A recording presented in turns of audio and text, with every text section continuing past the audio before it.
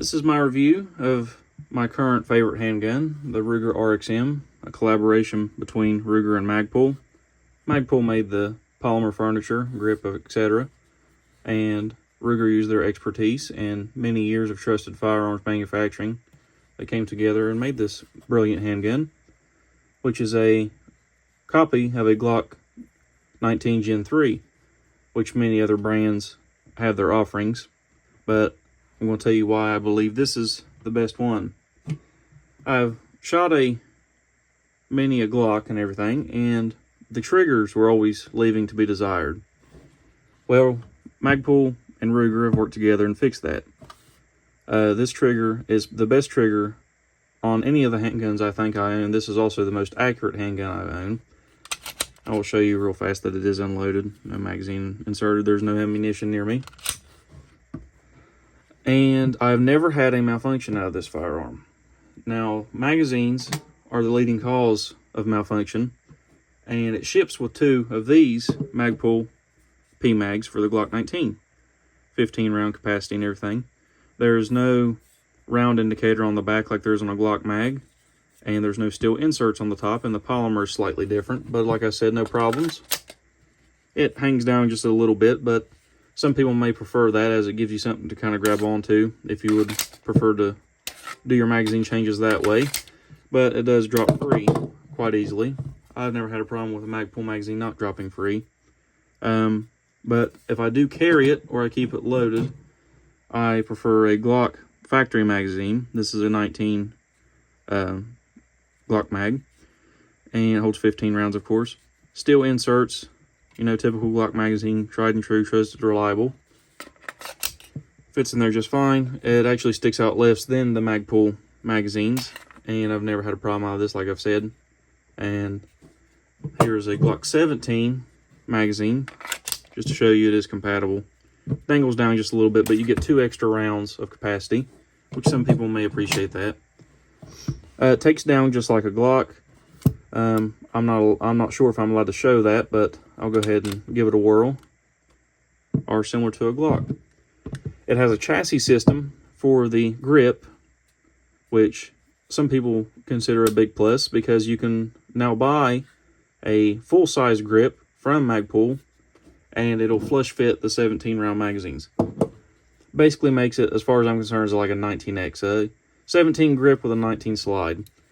They're supposed to be coming out sometime here soon. They may have already released them with a subcompact grip, which would turn it into a 26 grip with a 19 slide, which I will definitely be buying that. And I've never had any ammo sensitivity out of this. It does shoot the best with 124 grain from Blazer Brass, but I've tried MagTech, many different brands, and even steel cased in it shot just fine out of this. But like I said, Blazer Brass 124 grain was the most accurate out of this handgun, but I've never had any reliability issues with any ammunition I've chosen. Now, the holster compatibility, many people will tell you that all Glock 19 holsters will work. They, in my experience, will, but may require some modification.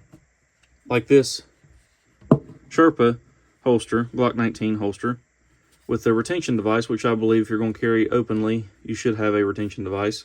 I had to take a file and file off the top just a tiny bit with any ammunition I've chosen. Now, the holster compatibility, many people will tell you that all Glock 19 holsters will work. They, in my experience, will, but may require some modification. Like this Sherpa holster, Glock 19 holster, with the retention device, which I believe if you're going to carry openly, you should have a retention device. I had to take a file and file off the top just a tiny bit, because these sights are quite a bit taller, as they co-witness with a red dot, which is fine because I do love these sights a lot more than Glock sights. You have the blacked out rear, tritium front, very easy to see, very easy to pick up. But like I said, I had to file down the top of my holster just a little bit. But now, since I've done that, clicks in, retentions, you know, just like it should, and press the button, slides right out.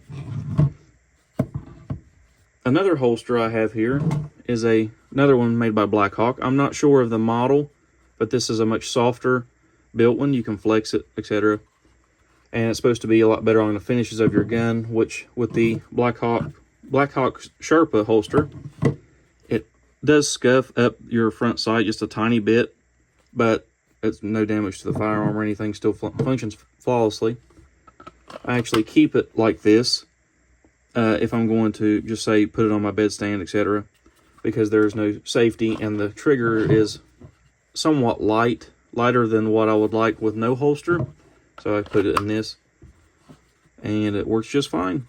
The MSRP is just a little bit north of $500 now. I think they've raised the price on these, but I did not pay that for this one. And I do believe if you shop around and everything, you can find it probably closer to the 400 mark, which is about what I gave for mine. And I would highly recommend it. If you come across one, dare I say, I would probably actually recommend this more than a Glock. Just the simple fact of the trigger and the sights are a lot better without having to change anything out at home. You know, you can just buy it and you're ready to go. A lot of other YouTubers have posted burn down videos showing its long-term reliability. Trench grenade comes to mind, and I definitely believe that the Ruger RXM is here to stay.